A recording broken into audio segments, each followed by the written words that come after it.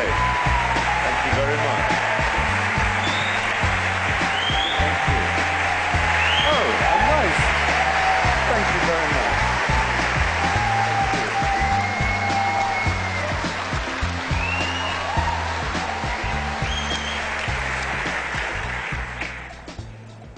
Miami. Miami. Miami is not mon ami. When I did a documentary in which I visited all the states of America, naturally, when people said, gosh, you've been, I drove in a London black cab from Maine all the way down the coast and round and up and down and up until I ended up in Washington State. Didn't take the taxi to Alaska and Hawaii, but went separately to Alaska and Hawaii. So I did go to every state. So not unnaturally, when people have said, gosh, you've been to every state of the Union, which one did you like best? And I try and answer that I never know quite what to say. I say I like South Kentana, a mixture of Kentucky, Montana, South Carolina, and maybe Northern California would suit me. It's very hard to pick a favorite. But then they'd say, which one did you dislike most? And I always said Florida. It has its charms. Northern Florida, this is the peculiarity of America, Northern Florida is the South. Northern Florida is like Alabama or Georgia, which border it. But Southern Florida, where Miami is and Orlando, is, to me, it's a Gehenna, it's hell. It's rude and sort of brash and just nasty and glitzy and unpleasant, and I couldn't wait to be shot at the place. I mean, it's got a lot of hot weather and beaches, but they sort of ruin them with hideous architecture. There's the South Beach, has some nice pastel deco, but even that's become pretty grim now. I just didn't like it. I didn't like it. It just struck me as it's full of nightclubs and pumped up people, physically sort of shiny with pumped upness. A lot of blusher. Okay. Yeah. Norwich City. On the Bold City. Yes, well, we've gone up. We were champions of League One. I come from Norfolk, and so if you're going to support a football team, you might, if you're in West Norfolk, support the Linnets from King's Lynn, who are in terrible trouble, I'm sorry to say.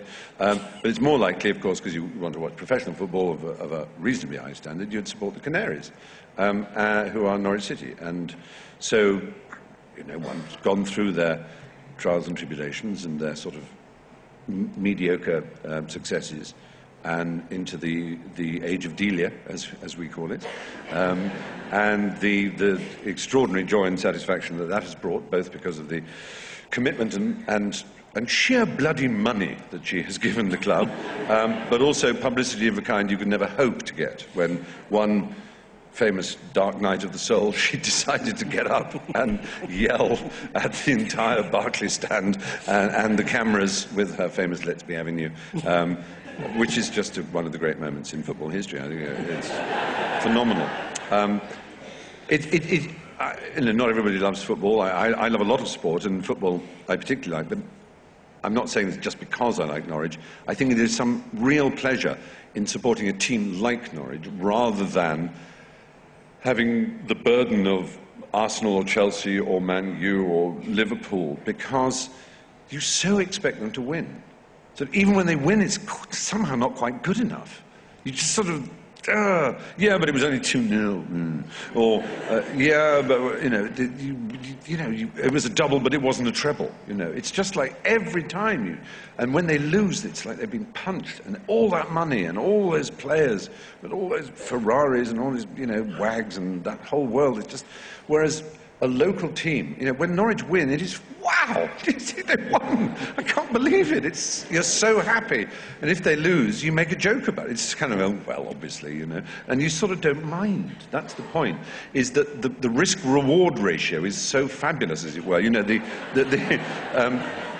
There's nothing to be unhappy about supporting Norwich, because it's always a kind of course it's terrible if they go down, and if they're in such terrible condition that they would lose their, there'd be a share crisis or something, but they're sort of reasonably prosperous for who they are, and there's just nothing but good to be got out of supporting them. But incidentally, do you know the 3 sides in Britain that are rude, that have swear words in? right? There's Arsenal, Gunthorpe. Scunthorpe, and Manchester United.